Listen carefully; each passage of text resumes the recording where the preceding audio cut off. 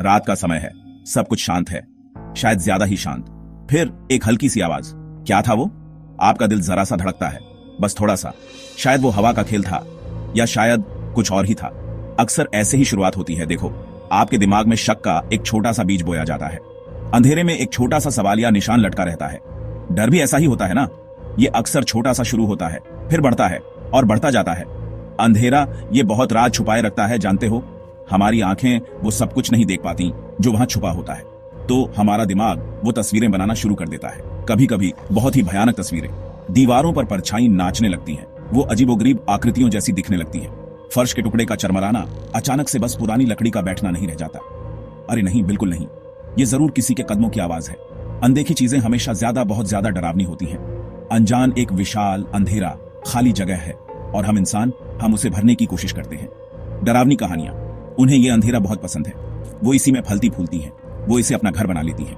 वो धीमी फुसफुसाहटें हैं जो आप कभी कभी सुनते हैं, वो जो आपको कंपकंपाती आवाज में कहती हैं, पीछे मुड़कर मत देखना। लेकिन आप सचमुच देखना चाहते हैं, है ना? बिल्कुल चाहते हैं।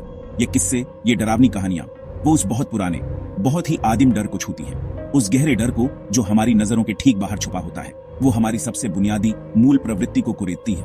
जीने की चाहत, जिज्ञासा और हाँ, दहशत।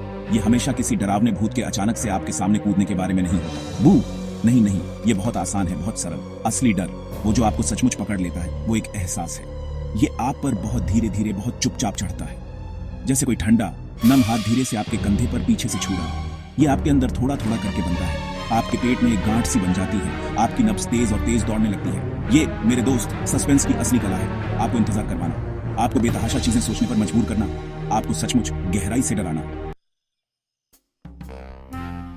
अब डर की इतनी सारी बातों के बाद आप शायद पूछ रहे होंगे, क्यों? हम इस एहसास को आखिर क्यों चाहते हैं? ये सुनने में बहुत बुरा लगता है ना? कोई डर की तरफ क्यों भागेगा? ज्यादातर समझदार लोग वो डरावनी चीजों से जितनी तेजी से हो सके भागते हैं। लेकिन जब कहानियों की बात आती है, या डरावनी फिल्मों की भी, तो हम किसी तरह अलग होते हैं।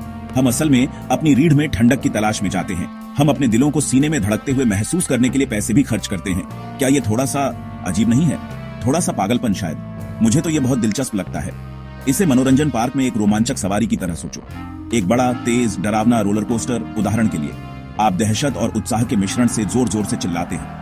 आपको लगता है जैसे आपका पेट आपके पैरों में गिर रहा हो, लेकिन मन ही मन आप जानते हैं कि आप पूरी तरह से सुरक्षित हैं। आप सुरक्षित रूप से बंधे हुए हैं। डरावनी कहानी इस अनुभव से बहुत मिलती जुलती है। ये एक तरह का नियंत्रित खतरा है। आप रोमांच का अनुभव कर सकते हैं, आपको वो एड्रेनालाइन रश मिलता है। लेकिन महत्वपूर्ण बात यह है कि आप हमेशा किताब बंद कर सकते हैं, आप हमेशा टीवी बंद कर सकते हैं। आप नियंत्रण में हैं ज्यादातर। ये कहानियां, ये डार्क किस्से, ये हमें अपने अंदर के राक्षसों का सामना करने का मौका देते हैं, हमारी छिपी हुई चिंताओं और बेचैनी का। क्या होगा अगर एक दिन सचमुच कुछ बुरा हो जाए? क्या होगा अगर अंधेरे में सचमुच कुछ भयावह हो? डर हमें इन सभी परेशान करने वाले क्या होगा अगर सवालों का पता सुरक्षित दूरी से लगाने देता है। हम इन गहरी बैठी चिंताओं का सामना कर सकते हैं, लेकिन हम इसे पूरी तरह से सुरक्षित जगह पर एक नियंत्रित वातावरण में करते हैं। ये लगभग दिमाग के लिए एक प्रैक्टिस रन जैसा है, एक मानसिक रिहर्सल, बिना किसी वास्तविक नुकसान के अपने डर को दूर करने का एक तरीका। ये काफी चालाक है असल में। और फिर सारे तनाव के बाद राहत मिलती है। कहानी के बड़े डरावने पल तक पहुंचने के बाद वो एहसास कुछ और ही होता है। इसे लोग कैथार्सिस कहते हैं। ये एक बहुत बड़ी सांस छोड़ने जैसा है, जिसका आपको एहसास भी नहीं था कि आप रोक रहे थे। वो सारा जमा हुआ डर, वो सारा दबा हुआ तनाव, वो आपके सिस्टम से बाहर निकल जाता है। एक अच्छी जोरदार चीख बहुत संतोषजनक हो सकती है, जानते हो। ये सिस्टम को साफ कर देती है। तो एक तरह से डरना असल में अच्छा लग सकता है, एक बहुत ही अजीबोगरीब तरीके से। बिल्कुल। देखो, सबसे डरावने राक्षस हमेशा हमारे बाहर नहीं होते, वो हमेशा बिस्तर के नीचे या अलमारी में नहीं होते। कभी कभी सबसे डरावने हमारे अंदर होते हैं, हमारे अपने जटिल दिमाग के अंदर। इसे हम मनोवैज्ञानिक डर कहते हैं। इसे हमेशा बहुत सारे खून और खौफ की जरूरत नहीं होती, या वो अचानक से डराने वाले झटके जिनसे आपकी चाय गिर जाए। नहीं, ये इसके बजाय आपके दिमाग से खेलना पसंद करता है। ये चालाकी से आपको हर चीज पर शक करता है। ये आपको सोचने पर और ज्यादा सोचने पर मजबूर करता है। यहीं पर अक्सर असली स्थायी आतंक पाया जाता है। ये एक बहुत ही अलग तरह का डर है, बहुत गहरा। इस तरह की कहानियां वो आपको कई परेशान करने वाले सवाल पूछने पर मजबूर करती हैं। क्या मुख्य किरदार पागल हो रहा है, या जो कुछ हो रहा है वो असल में सच है? क्या कोने में वो काला साया बस एक साया है, या वो कुछ और है, कुछ देख रहा है? जो असली है और जो कल्पना है, उनके बीच की रेखाएं धुंधली हो जाती हैं। ये निरंतर अनिश्चितता अपने आप में भयानक है। ये ऐसे है जैसे एक ऐसे फर्श पर चलने की कोशिश करना जो आपके पैरों के नीचे लगातार हिल रहा हो। आपको बस अब ये नहीं पता होता कि किस पर विश्वास करें। यही शक राक्षस बन जाता है, एक बहुत शक्तिशाली और कपटी मनोवैज्ञानिक डर। ये हमें विवेक पर सवाल उठाने पर मजबूर करता है, और न सिर्फ कहानी के किरदारों के विवेक पर, बल्कि कभी कभी अगर कहानी काफी अच्छी हो तो ये हमें अपने खुद के विवेक पर सवाल उठाने पर मजबूर करती है। क्या मेरे साथ भी ऐसा हो सकता है?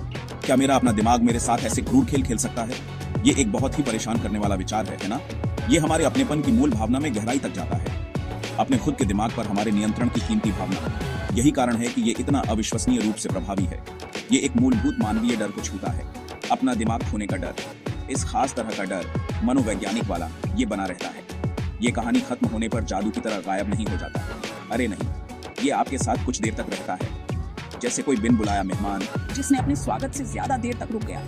ये आपके दिमाग के पिछले हिस्से में एक सताने वाला विचार बन जाता है, एक क्षणिक साया जो आपको लगता है कि आप अपनी आंख के कोने से देखते हैं। ये आपके आसपास की दुनिया को थोड़ा कम सुरक्षित महसूस कराता है, थोड़ा ज्यादा रहस्यमय और अप्रत्याशित। और यहीं पर इसकी असली ताकत है, हम पर इसका स्थायी द्रुतशीतन प्रभाव। डरावनी कहानियां कोई नई खोज बिल्कुल नहीं है, बिल्कुल नहीं। वो शायद उतनी ही पुरानी है जितनी पहली अलाव, जितने पुराने वो फुसफुसाते हुए राज जो रात के घुप्प अंधेरे में साझा किए जाते थे।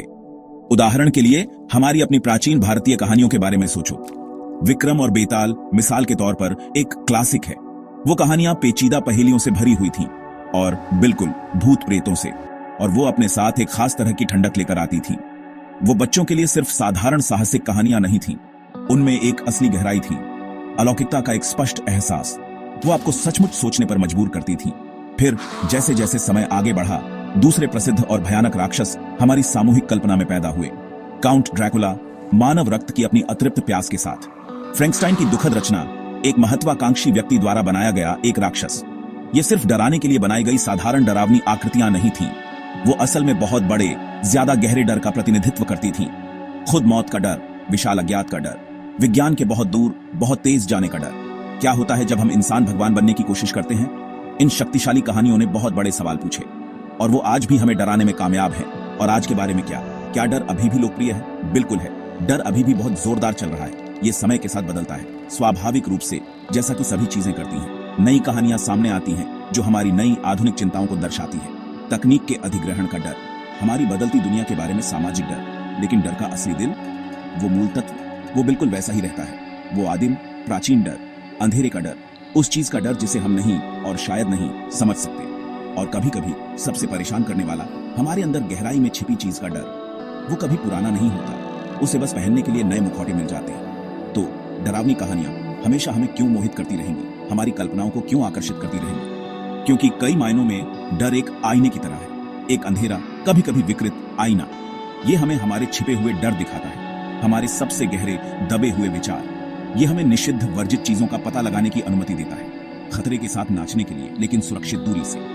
ये एक रोमांच, एक सबक और एक गहरा रहस्य है, सभी एक सम्मोहक पैकेज में लिपटे हुए हैं। और हम इंसान, हम अविश्वसनीय रूप से जिज्ञासु प्राणी हैं, है ना? हम हमेशा उस कंपकंपी की ओर आकर्षित होंगे, उस धीमी फुसफुसाहट की ओर, उस एक रात के अनसुलझे पेचीदा रहस्य की ओर।